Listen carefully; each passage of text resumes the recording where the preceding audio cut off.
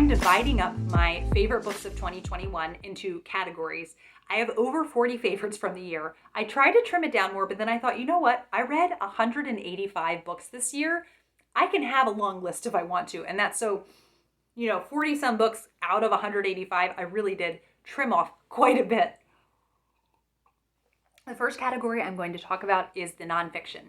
And the first one is Wintering.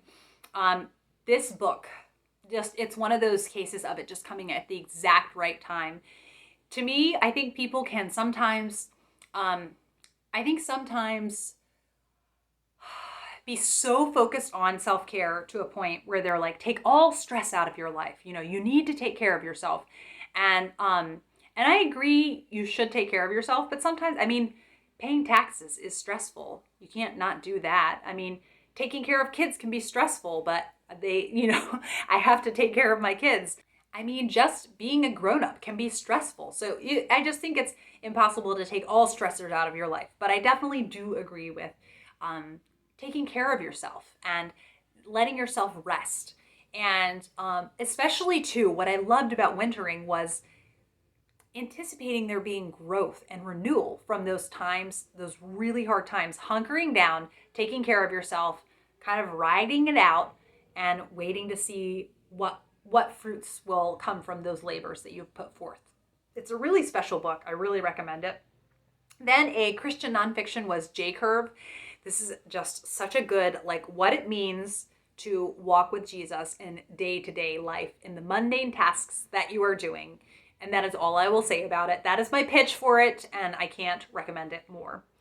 Then The Read Aloud Family by Sarah Mackenzie. This was exactly what I thought it was going to be. It was a love letter to reading aloud and what it can do to enhance it can turn your Mondays into a Saturday with a wonderful book. And I loved it for it because of the personal feel to it. I love Sarah Mackenzie's Read Aloud Revival podcast. And so this felt like a long episode of the Read Aloud Revival podcast. Highly recommend if you are the least bit interested. In the summer, I predicted my favorite book of the year, and it has stayed that way, and that is This Beautiful Truth by Sarah Clarkson. It's just such a highlight for me of my reading journey to have been a part of the launch team for this, because I just had no idea what a deep and personal level I was going to connect with this book. So the subline is how God's goodness breaks into our darkness. Just how beauty matters, and seeking out beauty in the everyday pushes back the darkness, and how the things that are beautiful to you, you should be seeking those out, and they matter, and they're important, and they're sacred. This book, it's one thing, the concepts that she addresses in here, I really, I'm so on board with, but it's the beautiful way in which she writes. I underlined so many things as I was reading this. If there's one book I could get you to read from this year, it would be This Beautiful Truth. I just wish this was in the hands of so many more people. When you're going through hard things, it's radically transformed my day-to-day life in ways that I had no idea it could. So yes, highly, highly recommend This Beautiful Truth. I have a whole video review of it. I will link down below. The next on the list is This Time Next Year We'll Be Laughing, which is by Jacqueline Winspear, the author of the Maisie Dobbs series, and this is her family story. It is about her childhood. It is about her parents. It is about her grandparents surviving World War I and the after effects, how war can affect families for generations. And it's just written with such gentleness and care. And if you like memoirs, I highly recommend This Time Next Year We'll Be Laughing.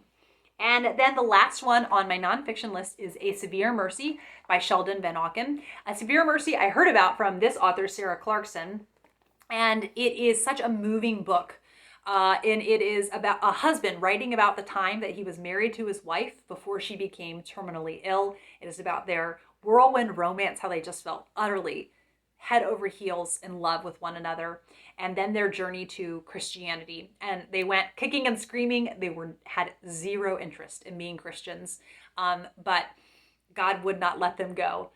So it was such a beautiful, beautiful story, and just written with such gratitude to his wife, even that she was gone, that he was so, all of the pain that he was experiencing in the grief, in the grieving time, he's still so grateful that they knew one another, that they loved one another, and they were married. So I highly recommend it. And yeah, just such a moving, moving book. So those were my nonfiction favorites for the year of 2021. And I'll be back with another favorites video soon. Bye.